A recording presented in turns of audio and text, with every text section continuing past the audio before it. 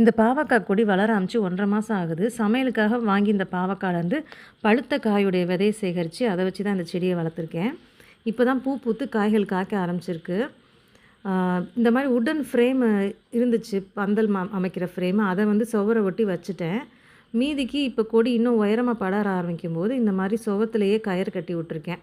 நம்ம ஆணி அடித்து நம்ம கயிறு கட்டியும் விடலாம். இல்லை நம்ம ஆணி அடிக்க வேண்டாம் சுவத்தில் அப்படின்னு நினச்சோன்னா, டிபார்ட்மெண்ட் ஸ்டோரில் வந்து இந்த டெம்பரரியாக நம்ம ஃபிக்ஸ் பண்ணுற மாதிரி ஸ்டிக்கி டேப் வச்சு ஃபிக்ஸ் பண்ணுற மாதிரி ஆணிலாம் இருக்கும்ல, அதை வாங்கி அதை வச்சு நம்ம ஒட்டி விட்டு கொடியை கட்டி விட்டுறலாம். பாவக்காய் கொடி வந்து ரொம்ப வெயிட்லாம் இருக்காது. பாவக்காய் கொடி வெயிட் இருக்காதனால நம்ம ஸ்டிக்கி டேப்பே இதுக்கு போதுமானது. இதை ஒட்டி நம்ம செல்லோ டேப்பை ஒட்டி கயிறை கட்டி விட்டோம்னா அது பாட்டு கொடி பறந்துக்கிட்டே இருக்கும். காய் இப்போ தான் காய்க்க ஆரம்பிச்சிருக்கு. சூப்பராக நல்லா திரட்சியாக வளர்ந்துட்டுருக்கு. காய் பார்க்குறதுக்கே நல்லா இருந்துச்சு.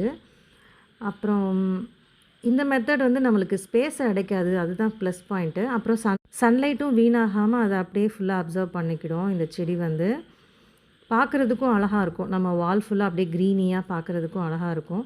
இந்த வீடியோ உங்களுக்கு பிடிச்சிருந்தா லைக் பண்ணுங்கள், கமெண்ட் பண்ணுங்கள். Happy gardening.